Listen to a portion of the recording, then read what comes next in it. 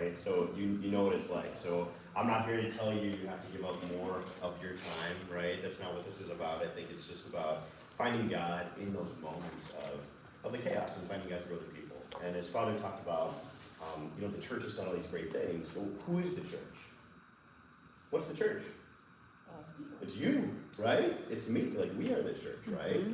And so if the church does something bad, well, it's the people that make it up, right? If the church does something great, well, it's us, right? So we are the church. So I try to remind my students that on a daily basis, because so many times they think like the church is just, it's that priest, or it's the pope, right? Or it's that theology teacher.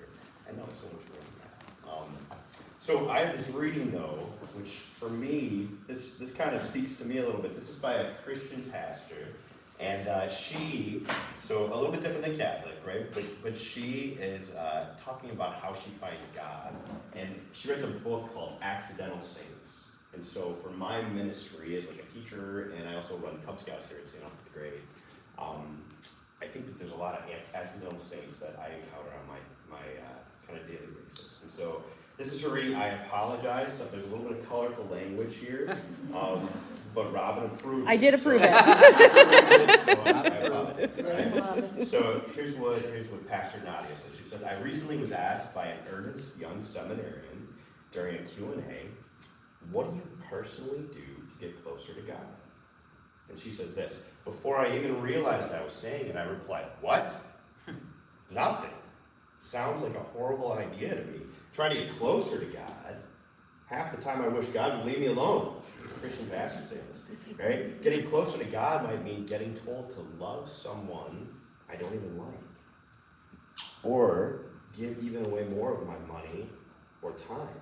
It might mean letting go of some idea or dream that is dear to me. A little bit more. There's the colorful language going up.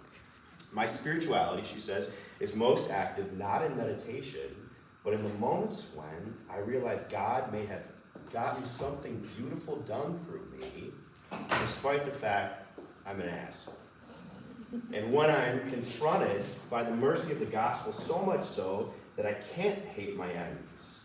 And when I'm unable to judge the sin of someone else, which, let's be honest, I love to do, because my own crap is too much in the way.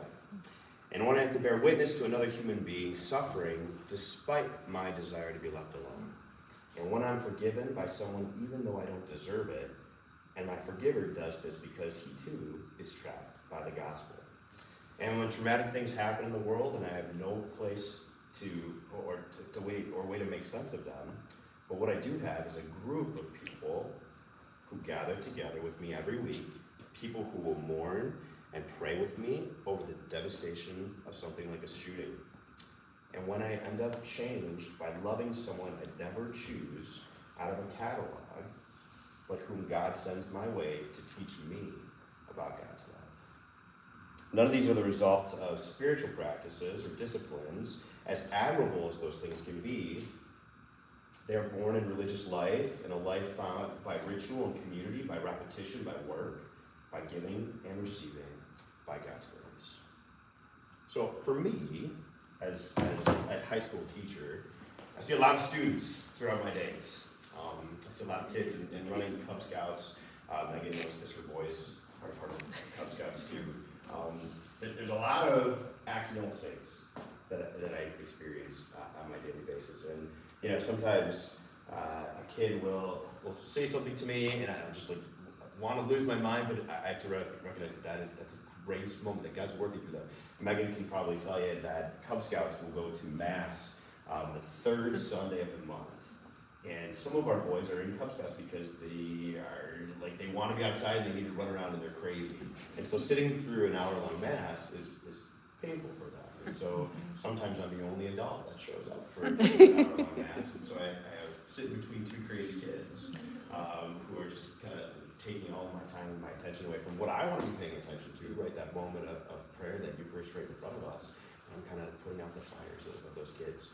But I see the beauty, and I think God is trying to work through those young people and reach out to me and show me his love, right? And so when I see myself like as a service leader, right? It's a big topic at St. Ives. It's like our goal is to form servant leaders. Part of my prayer is for my students, my scouts, my kids at home, people I encounter, to see less of me and to see more of Jesus through my work. And so, I don't know if that's what you're looking for, but that's it. So it's You not are what I always was easy, looking for. but Thank you. we go out and serve and we have a church. Thank you, Mike. That's so good.